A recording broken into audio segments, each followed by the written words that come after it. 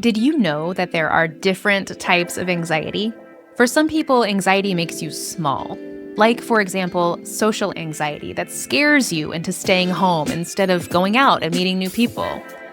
But there's another kind of anxiety, one we don't talk about quite as much.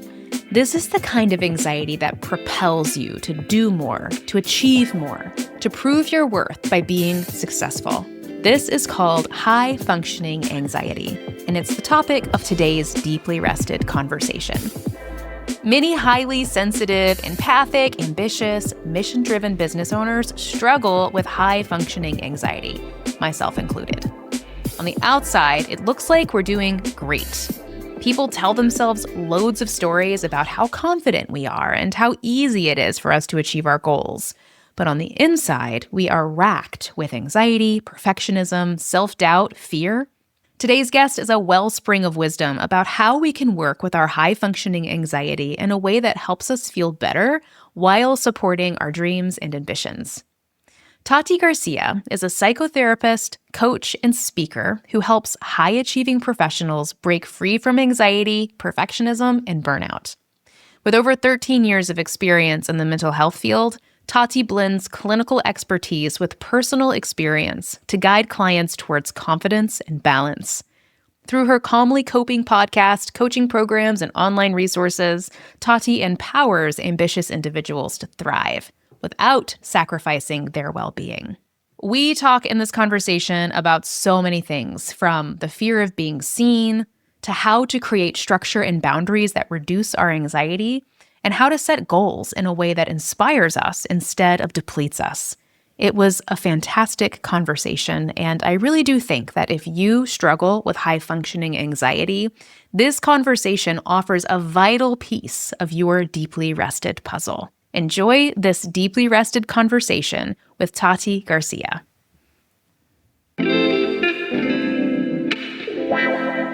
Welcome to Deeply Rested, the podcast that helps people doing good work in the world take incredibly good care of themselves.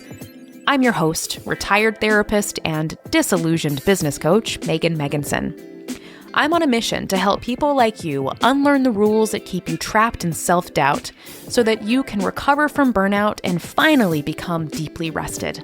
If you enjoyed today's show, be sure to subscribe to this podcast and join our weekly newsletter at deeplyrested.com/newsletter. Now, it's time for the show.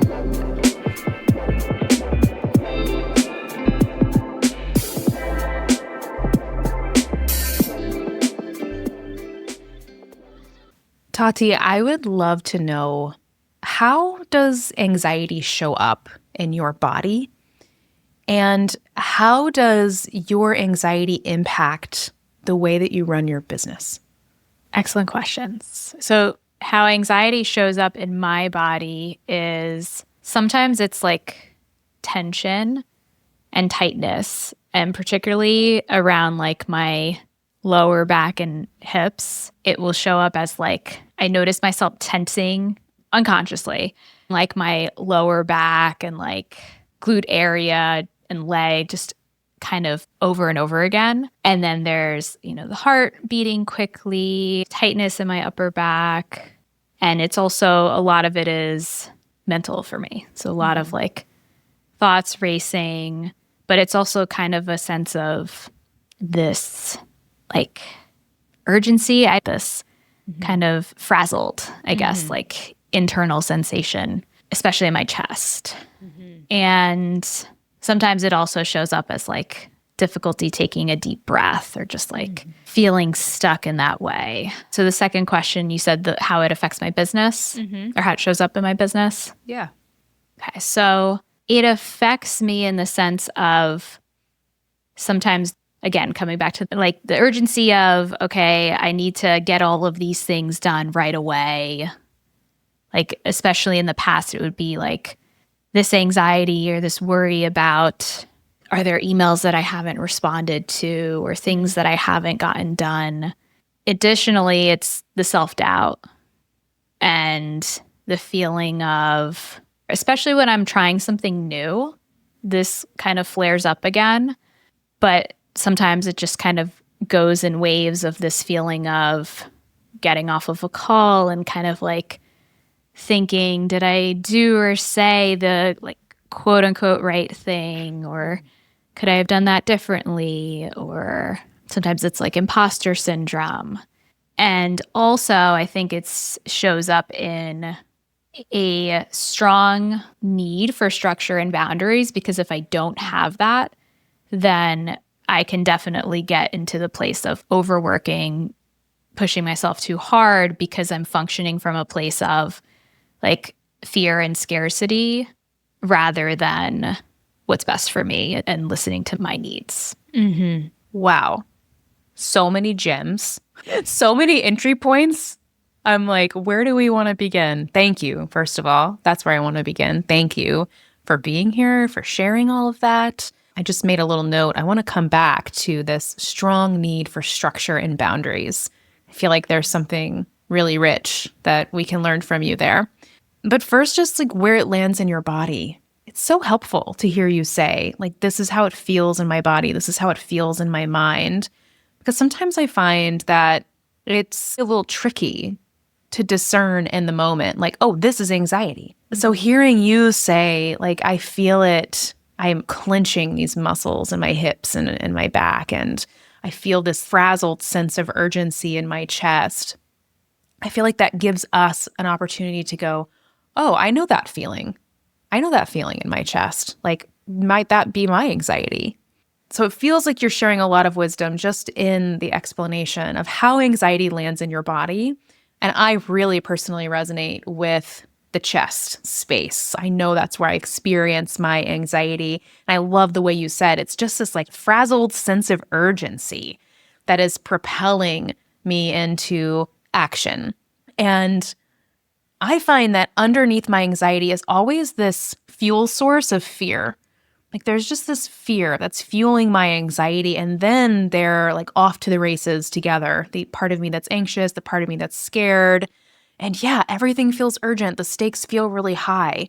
And then all of these examples you're giving, we're going to get into more of them in this conversation, I hope, about how this anxiety manifests in your business specifically, right? Around self-doubt and this sense of like needing to rush, needing to get all of these things done. I have a feeling most people who listen to the Deeply Rested podcast are struggling with anxiety to some extent. I don't have data to back that up, but I have a feeling that's probably true. Can you tell us what differentiates run-of-the-mill anxiety from your area of expertise, which is high-functioning anxiety? Now, there can certainly be overlap, but typically the difference is run-of-the-mill anxiety is oftentimes fear holds you back, right? So if you think of somebody who maybe has social anxiety, so they may avoid going into social situations because they're fearful of judgment from others. And so there's this avoidance component. With high-functioning anxiety, it tends to be the opposite. So there tends to be that fear and anxiety, like you were saying, it propels you forward into doing more, into taking action, into overworking, into pushing yourself harder. Because there's often a strong fear of failure, there can be a lot of underlying causes.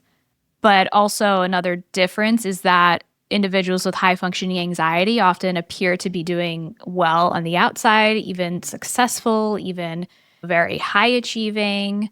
And this is often contrasted with the difference on the inside, where they often feel anxious or overthinking things and doubting themselves and putting a lot of pressure on themselves. Mm-hmm. High anxiety propels us forward into this like frantic, frenetic action taking that a lot of people mistake for success and achievement. And it's like we're getting so many pats on the back.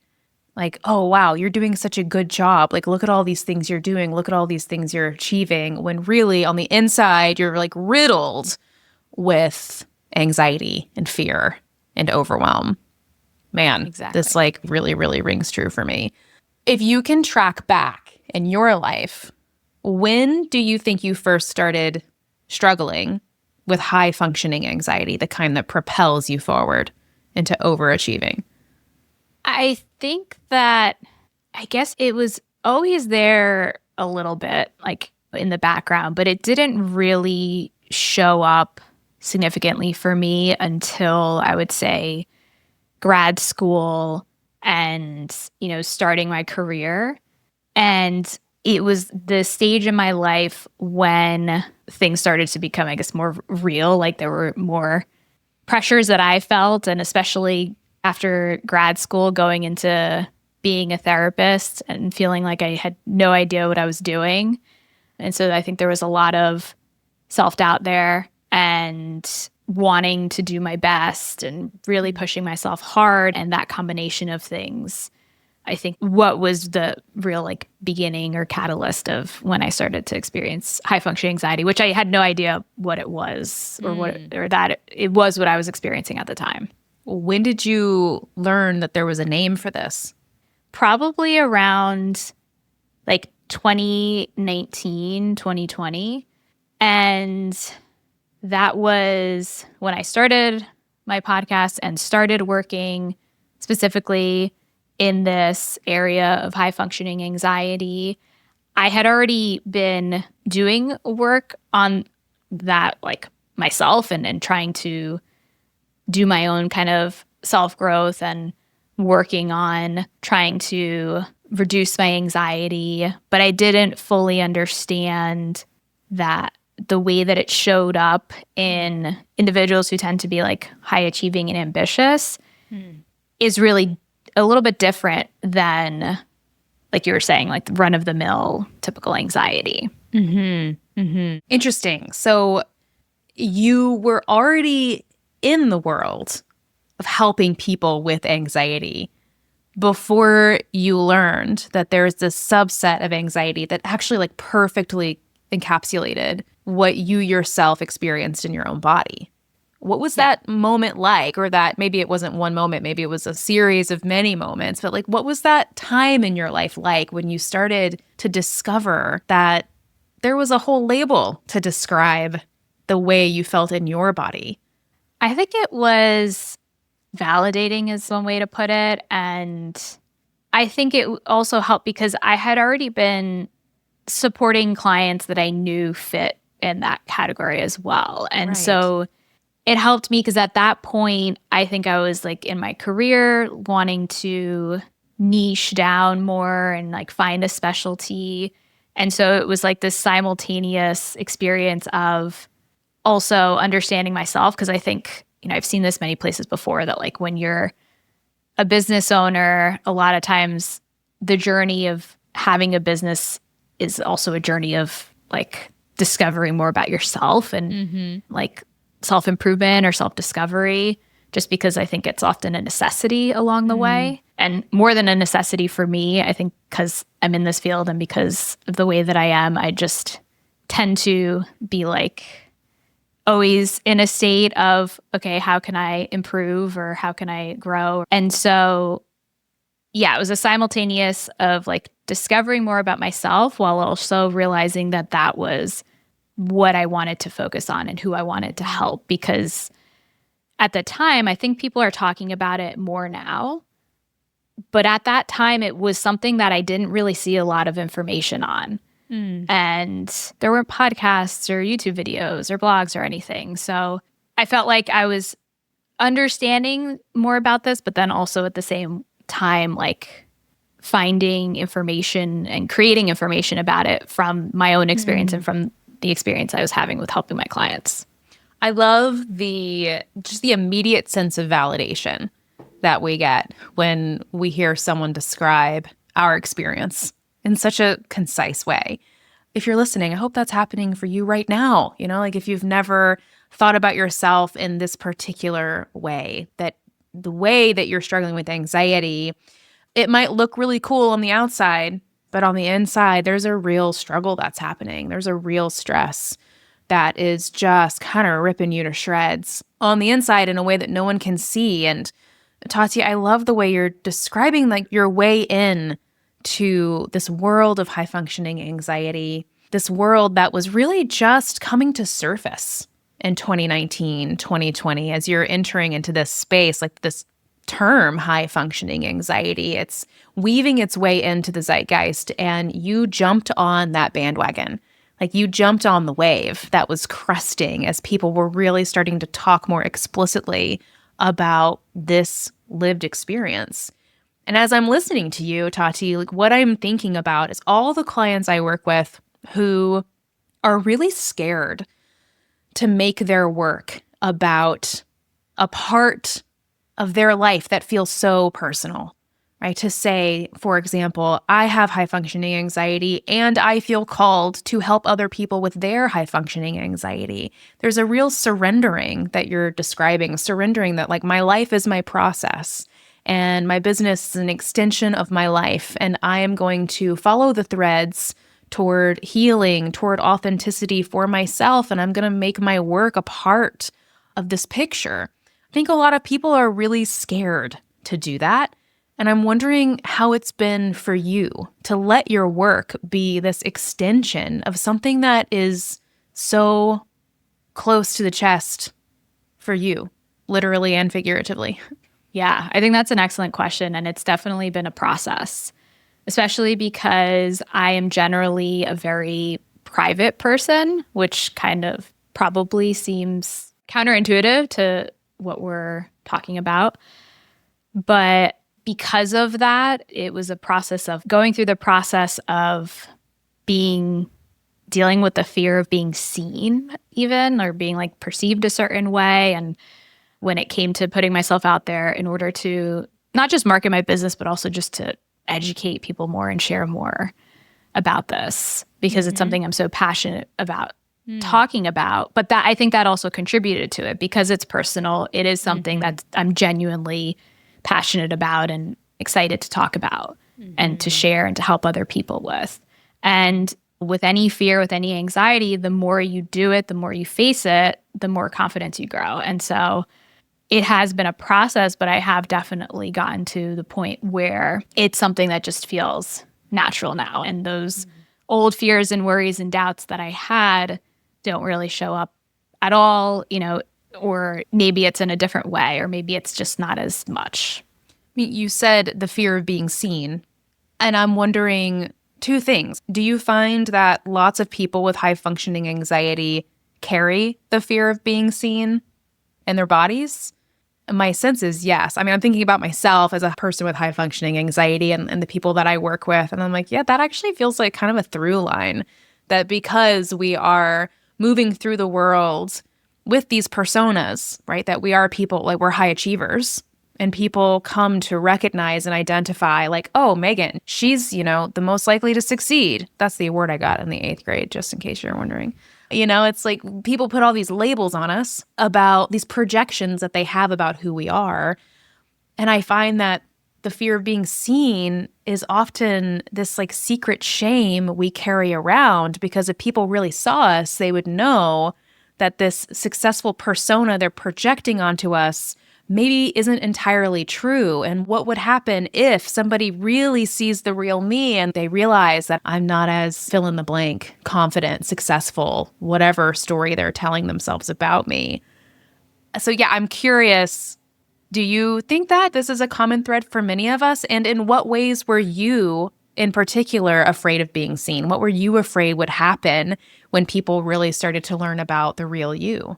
Yeah, so first, I absolutely think it's a common thread. And it's basically a form of, I know masking is used in other mental health disorders. When it comes to high functioning anxiety, I think it's often wearing this mask of being a perfectionist or being successful on the outside. And because there can be a strong fear of judgment or a strong worry about disappointing others, or just the vulnerability that can come from opening up about struggles.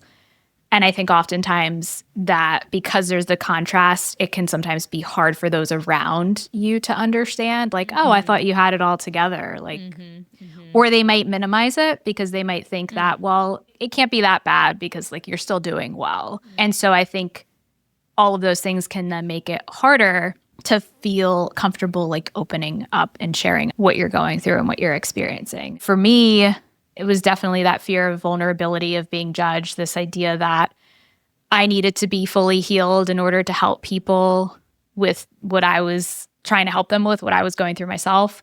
And of course, I was a step ahead, I guess you can say.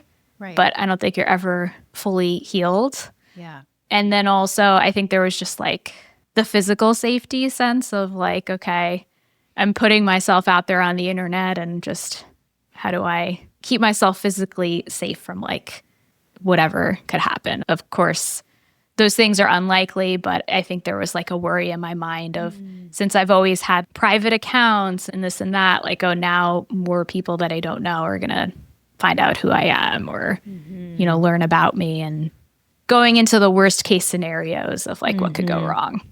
I really appreciate you sharing that the fear of being seen showed up for you in many different ways, right? There's like the fear of being really transparent about my own personal struggles, and then like, will people want to work with me? What will my clients think? What will my colleagues think? And how do I responsibly create a business helping people who struggle in the similar way that I do? There's that question too, right? Oh, I need to be a step ahead of them so that I actually have something to offer. So there are these fears that you're working through. But then there's this much larger fear that you're working through, which is really, it's a safety fear. Oh, as I become more visible in the world, how might my safety be impacted? Do you have any advice or any boundaries that you can suggest for people who are maybe sitting with similar fears about being seen as they grow their businesses? Yeah, I think it can help to identify what those boundaries are for you personally. Like, how much are you comfortable and open with sharing? And for me, I like to make it a rule to not share about something that I'm like actively still processing. Like, I like to give myself time to process it privately, and then, I'll share it, whether it's on a podcast or an email or whatever. I don't typically I'm not with my therapy clients necessarily like self-disclosing things that I'm going through. And so another boundary that I have is I don't typically share things about like family or other people. I'll just typically stay focused on myself. And that's just because that's what I'm comfortable with. And, I don't want to share things about other people who can't necessarily consent to it.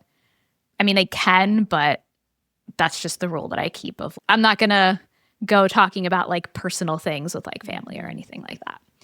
And then when it comes to safety, I just did things that would help me to feel safe, like, not sharing my personal address on my business, like my home address. So I got like a mailbox to put my address and my email things to. And those are things that helped me to feel personally safe. I also signed up for, and this is not a sponsor or anything, but I signed up for a Delete Me account. And basically it's this website that scrapes the internet because there's all of these websites that have like your address and personal information, like the white pages or, and so it basically just deletes those for you. Love that. Yeah. So I'm like, I'll add it to the show notes. I mean, that sounds very helpful because definitely I have found things on the internet before where I'm like, how on earth does this exist? My personal cell phone number, my personal address, and it's unnerving. I love this proactive way you've approached creating safety for yourself. How can I make sure that like my private information is removed? And let me set this boundary of having a virtual mailbox or a PO box or something that creates this distance between my business and my public-facing self and my personal life. And then I'm just visualizing as you're sharing this, all of these bridges. You're a bridge builder between the way you protect your privacy and the way you are sharing openly and authentically in a very public way on the internet. There are these bridges that you build between the two, but there's not like an open highway. There are these really controlled ways that you're saying, these are my boundaries. This is what I share from my personal life into my business. This is how I do it. These are the parameters of how I'm going to do it. That level of specificity gives you a roadmap to know how you want to show up and where you need to hold back. Am I getting that right? Yeah, I think you described it very well.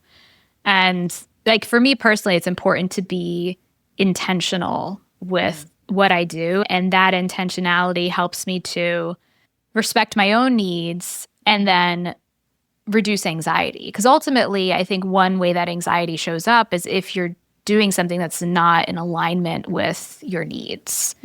And so I found for me that rather than like, because sometimes it can be easy to succumb to the pressure, whether it's pressure of society or pressure that you put on yourself to do things a certain way.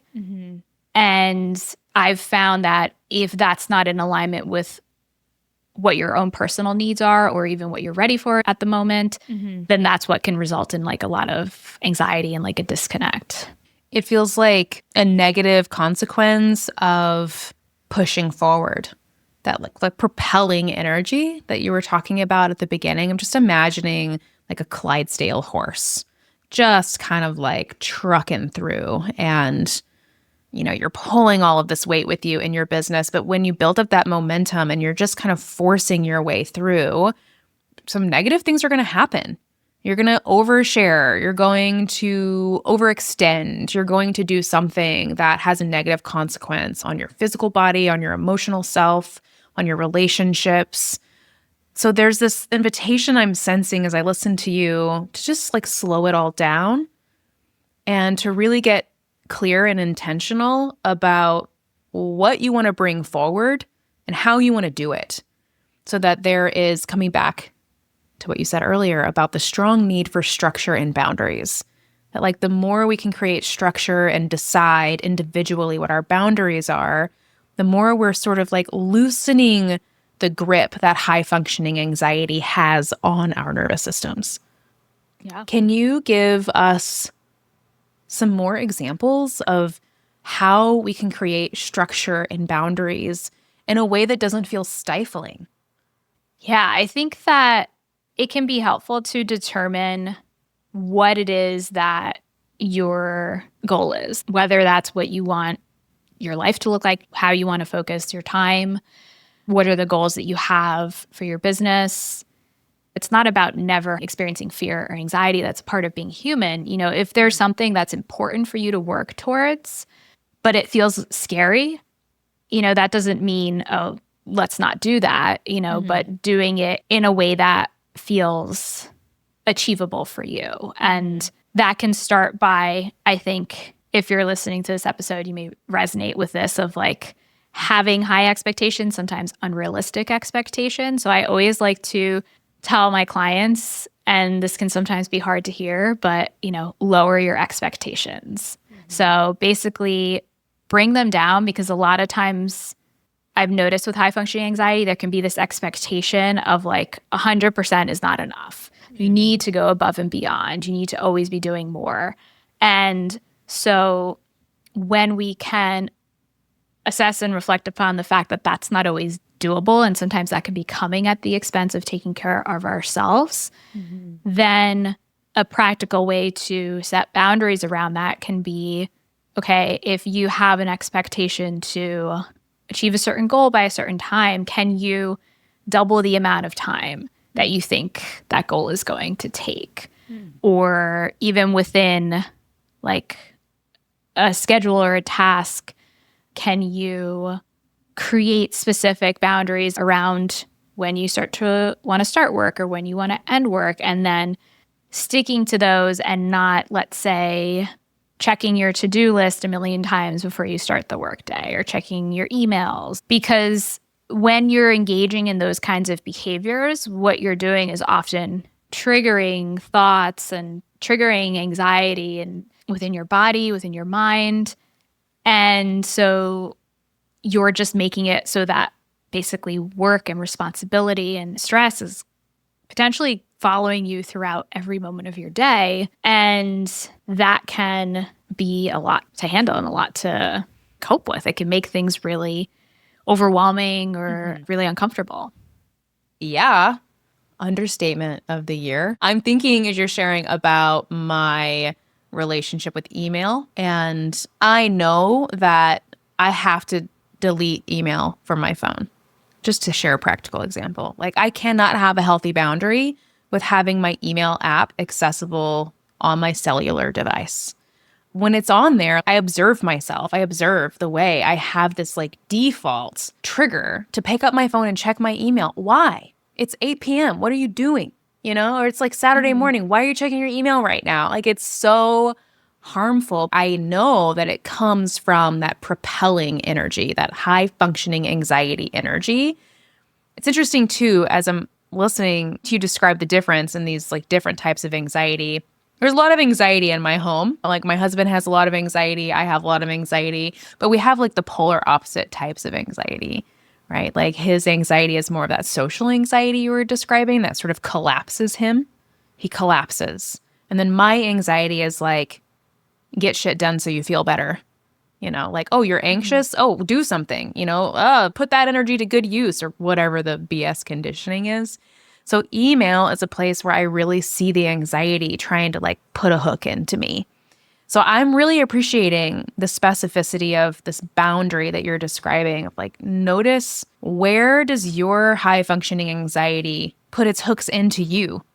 Like, what are your triggers, basically? Like, what are your triggers, the things that really send you into this energetic place where you feel like you have to do and accomplish and achieve? And then how can you create structure and boundaries around those triggers? When does your workday start and end? What are the goals that you want to achieve?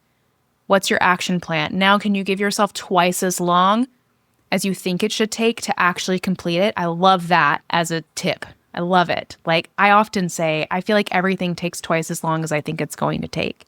So you're saying, no, that's like actually true. Like things actually take longer. Is there anything else you want to say about that? In particular, the timing piece of things feels really important. Yeah. So there is a bias, and I forget, but that basically we tend to underestimate as humans how long things will take.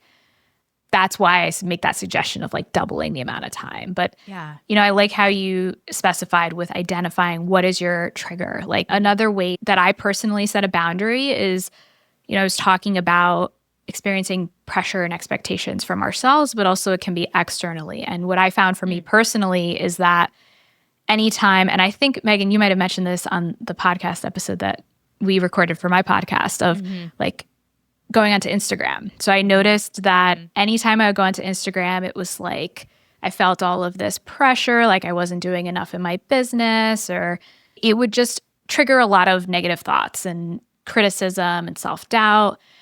And so I realized that I needed to create a boundary there. So I have like no social media on my phone or anywhere else. I'm very intentional with the way that I use it in order to protect my energy. And I have my VA. She will go and schedule everything for me. So I don't even touch it. So I still have it as like a virtual business card, kind of like I still have it as a way that I'm marketing my business, but I'm not getting sucked into like algorithms and comparison and all of that. Smart. Yeah. And I only check it on my browser, and I use a plugin called Newsfeed Eradicator for any website that has an algorithm. And so that includes Facebook, Instagram, whatever. And essentially, any of those sites that have an algorithm, they're designed to be addictive and not just, in my personal opinion, sometimes like waste your time. You're like, what am I doing? But you're not choosing how you're spending your time. And so then you're susceptible to these influences that can trigger thoughts of, I'm not doing enough, or look at the house that this person has, or they're happier than me, or whatever it is. And so setting those kinds of boundaries can help you be more intentional with how you're spending your time so that you are limiting the things that are negatively affecting how you feel. Yeah. Love that we've come back around to Instagram, social media, because it does feel like a really dangerous place for those of us with high functioning anxiety to hang out. If we have all of these parts that are constantly looking for ways to improve and are constantly trying to like do more and be more and prove our worth, is there any more triggering place than social media? I mean, it's like you're saying, it's literally designed to get us addicted to the scroll, and it's feeding that high functioning, anxious place in our brains, it's just feeding it fuel for the fire. Look at all the ways you could be better. Look at all the ways you could be doing more. It's like once I feel sucked into that flow, it's hard to come out of it. I feel the same way. And it's going to look different for everybody. You know, these are my personal boundaries, but I think that whether it's social media, whether it's email, or whether it is learning a way to manage your to-do list so that you feel like you're managing it rather than it's controlling you and it's this never-ending, like, just, I won't be able to relax until I finish the to-do list, but the to-do list is never-ending, so that time never comes. Whatever it is, it's about recognizing what that is for you, and maybe it's all of the above. I know it has been for me. And then finding a way to make it so that this is a tool that you're using to help yourself, to help you to feel more of a sense of, like, I guess, control over the way that you're spending your time, but without it being a source of adding more stress and anxiety and self-doubt. We don't want that. We don't want to add anything. We've got enough. Plates are full. No longer accepting applications for more. I love this invitation that we keep circling around to start by really getting clear on what are your triggers. Like, what are the things that really activate your high-functioning anxiety? Email inbox, getting on social media, making plans. I think that can be one too, right? When we're like, oh, I'm going to make my annual plan, or I'm going to make my business plan, or whatever. I'm going to make a plan for this. It's like, oof, that can be a trigger for me, or my high functioning anxiety is like, okay, we know how to make a plan, but then we make, like you're saying, this plan that's so totally unrealistic. Do you have any other personal triggers, things that trigger your high functioning anxiety that you want to throw into the mix?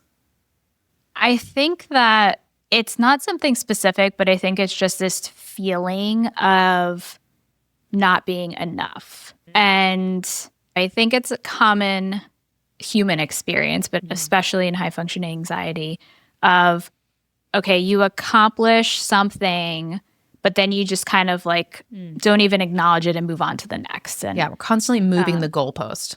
Exactly. Yeah. And it never feels like enough. It's like, okay, this was my income goal, but then you reach it. And then it's like, well, now I need to make more. It still feels like it's not enough, whatever the goal is. And so I've found that sometimes I can revert back into that, and I need to be really intentional about recognizing that and then kind of realigning from these like numeric measures of what it is that I want, and more focusing on, how do I feel? How am I taking care of myself? Like, what does my life as a whole look like? Rather than, like, it's great to work towards these goals, but those things aren't like indicative of who I am as a person, or, you know, I don't want to be in that roller coaster that I used to be in, that many of my clients are in. Your mood is dependent upon how well you're doing, how well your business is doing, what you've accomplished, and feeling stuck in those ups and downs. I'm just getting the visual of plateaus as you're saying this. Like, can we celebrate and elongate our plateaus in life? So we work towards this goal, we achieve it. We achieve our revenue goal, if we're using that as an example. Oh, I finally paid myself X. Okay.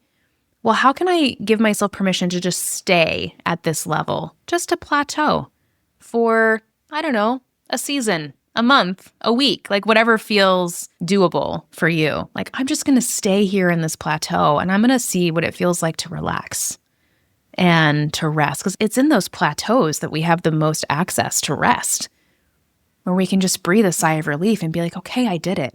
Let me recharge. Let me enjoy the fruits of my labor before I set a new goal and then start working towards that goal. So I love that idea of, like, can you catch yourself moving the goalpost? And can you just slow that whole process down so that you can really learn how to just be, how to be inside of enough, which is lifelong learning, will be for many of us. But it starts with that intentional pause, that intentional practice. I'm going to slow myself down here, and I'm going to celebrate that I did the thing I wanted to do. And it's okay for me just to chill and enjoy the fruits of my labor before I start planting a brand new garden. Does that check out? Yeah, I love that. And I love the idea of plateau. I've never thought of it in that way. It's easy to visualize, and I think Yeah.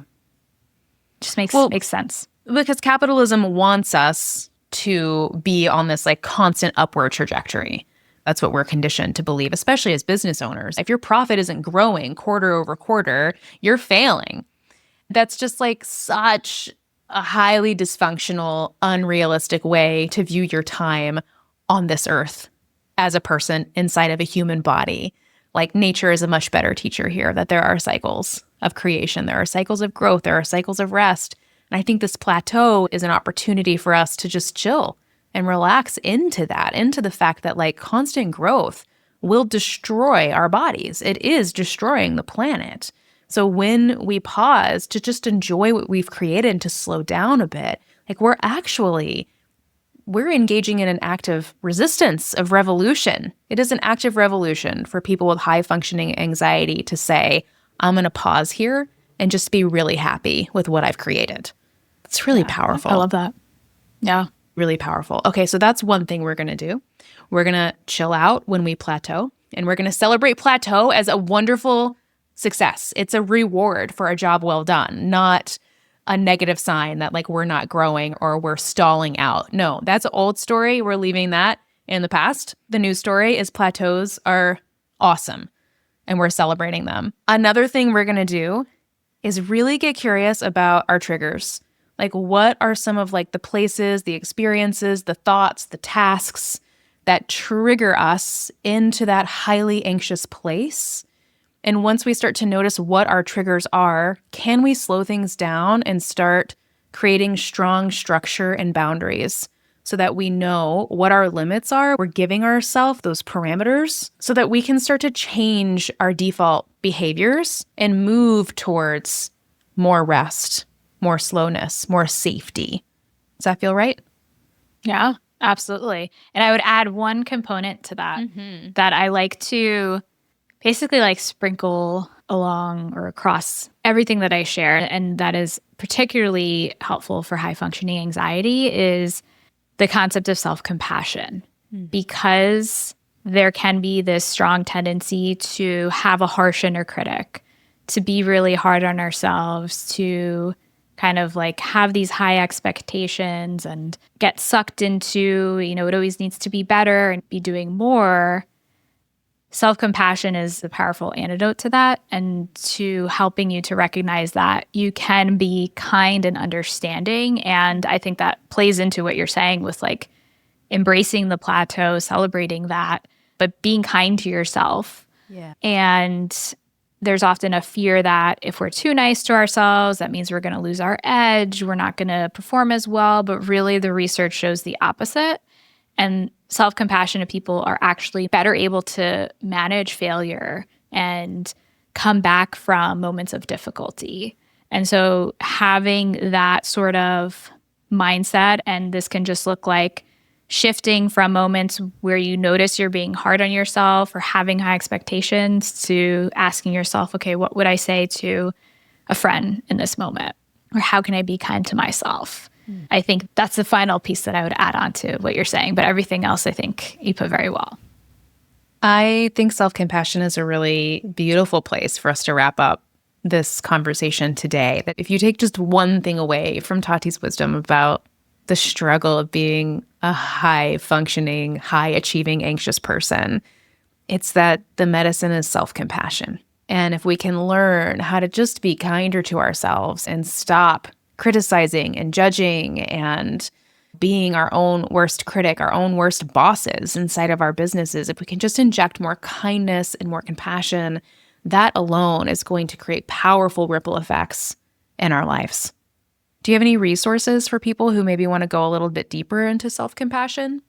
Yeah, I think that selfcompassion.org, I think it might be like self-compassion.org, I'm not positive, but Kristen Neff, she's a self-compassion researcher. So that's her website. She has a lot of resources there. There's also a book that she wrote on self-compassion. And then there's also the Mindful Self-Compassion Workbook. That is a great resource. We're going to put all of these links in the show notes. I know at Kristen Neff on her website, there are some really great meditations too that you can just like pop in like 5-10 minute meditations if you're really having a bad day. Like if you're really struggling with your anxiety and your inner critic, it's so great to just pop in and give yourself the gift of one of those meditations. Great. Thank you for those resources. I'm going to include the Delete Me and the Newsfeed Eradicator in the show notes too, because those sound like really powerful tools. Great. I am feeling really charged up by this conversation, Tati, and I'm really grateful for the way that you are modeling for us transparency and authenticity with boundaries.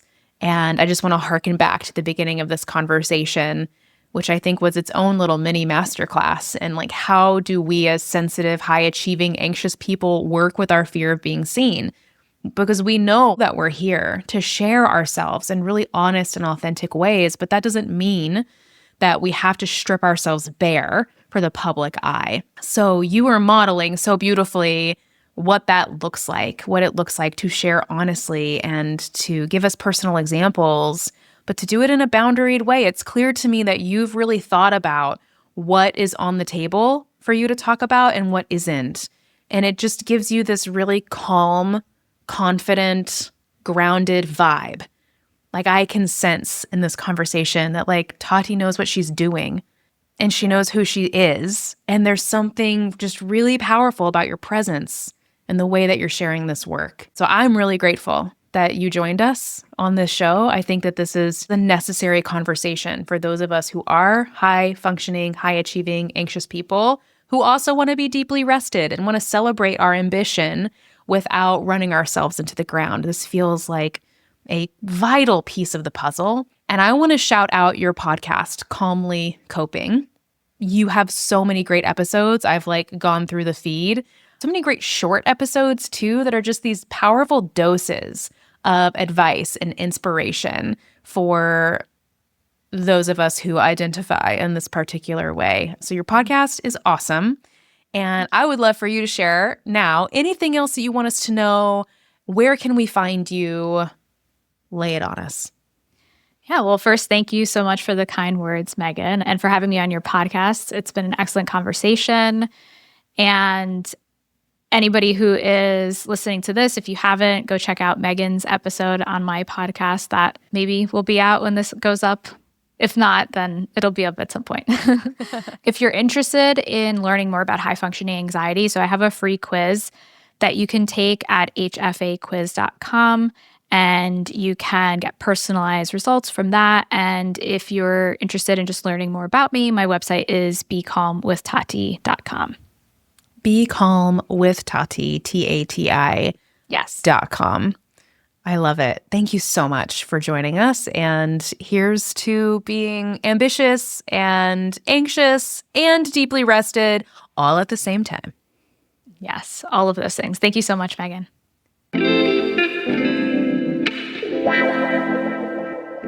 Thank you so much for listening to today's episode of Deeply Rested. If you enjoyed this conversation, I would love to invite you to join the Deeply Rested weekly newsletter. You can sign up at deeplyrested.com/newsletter. I hope to meet you in my inbox very soon.